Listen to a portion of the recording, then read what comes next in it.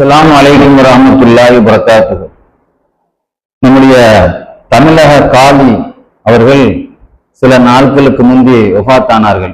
அல்லாஹ் அவருக்கு சொர்க்கத்தை கொடுப்பானாக. காலி அவர்களோடு நானும் ஒரு மீட்டிங்ல மெட்ராஸில் ஒரு பட்டமளிப்புல பேசக்கூடிய ஒரு வாய்ப்புன்னு எல்லாம் தந்தான். ஒரு ஆளுடைய இறந்த பிறகுதான் அவருடைய மகிமை புரியும் சொல்லுவாங்க.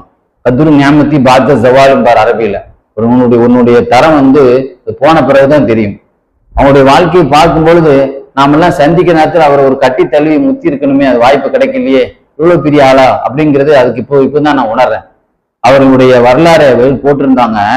எந்த அளவுக்கு எளிமையான ஆள் அப்படின்னு சொன்னா, ஒரு 1500 ஆண்டுகளுக்கு முன்னால் வாழ்ந்த சஹாபாக்களுடைய இளைஞர்களுடைய அவருடைய வாழ்க்கையில பிரதிபலித்ததை நம்ம உணர முடிந்தது. எப்படி என்றால், ஆரம்ப காலத்துல ஒரு கல்யாணம் இடத்துல இருந்தாலும் இன்னைக்கு கல்யாண வீட்டுல எவ்வளவு நீட்டுறாங்க, ஒரு 5 நிமிஷத்துக்கு மேல அதை நீட்ட மாட்டாங்க. அதே மாதிரி எங்க வந்தாலும் ஒரு ஆடம்பரம் இல்லாம ஒரு சின்ன ஒரு டிவி ஷூட்ல வர்றது, அதுக்கு பிறகு முடியாம போன பிறகுதான் கூட ஒரு ஆளையே கூட்டு வந்திருக்கிறாங்க. அதுக்கு பிறகு ஒரு கார் வசதி பண்ணி கொடுப்பதற்காக நம்முடைய முன்னாள் முதலமைச்சர் ஜெயலலிதா அம்மா அவர்கள் கார் ஏற்பாடு பண்ணி கொடுப்பதற்கு அரசாங்கத்திலேருந்து ஒரு கார் கொடுக்கணும் என்று சொன்ன பொழுது, சரி அதை போய் கேட்டுட்டு வாங்க, அவங்கள்ட்ட ஒப்புதல் வாங்கிட்டு வாங்கன்னா சம்மதிச்சுட்டாங்க. சரி முதல்ல சந்தோஷம் அப்படின்னு.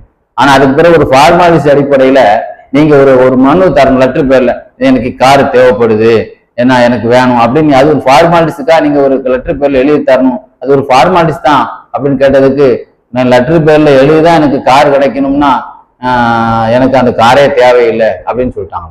பாருங்க, இன்னைக்கு நம்ம உடனே லெட்டர் பேரே அடிச்சிடும், ஒரு கார் 2 லட்சம் ரூபாய் கார் கிடைக்குது, எவ்வளவு பெரிய விஷயம். நான் யார்ட்டும் எதையும் தேவையாக மாட்டேன். ஆக ராஜாஜியுடைய காலத்துல அந்த காலிக்காக 5 பேர் மனு போட்டிருந்தாங்களாம். அந்த 5 பேர்ல போட்டவங்க இவங்க ஒரு நாள் வரல, இவங்க இந்த காலி தான் வரல. ஏன் வரலன்னு சொல்லி இவங்களுடைய வாப்பா ஹபீபுல்லா அவங்கதான் வரல. ஏன் வரல, ஹபீபுல்லா வரேன் ராஜாஜி கேட்டாராம். வெள்ளிக்கிழமை தொலை போயிருக்கிறாங்க, அது வெள்ளிக்கிழமை தான் அது இன்னும் இன்றி வச்சிருக்கிறாங்கன்னு. அதனால அவங்க தொழுகைக்காக வேண்டி இருக்கிறதுனால வரலன்னு சொல்லிட்டாங்க. அப்படி ஒரு காலி பதவியே தேவையில்லை, இன்றி எனக்கு வெள்ளிக்கிழமை சும்மா இருக்குன்னு இப்படிப்பட்ட பேணுதல் உள்ளவர்தான் வேணும்னு சொல்லி ராஜாஜி அந்த ஹபீபுல்லாவுடைய வாப்பாவை தேர்ந்தெடுத்தாங்க. ஆக எவ்வளவு பெரிய அந்த ரத்தம் பாருங்க, அந்த ரத்தம் எப்படி பிரதிபலிக்க பாருங்க. அல்லாஹ் அவருடைய வாழ்க்கையை சோதனை பூஜையா ஆக்குவார்.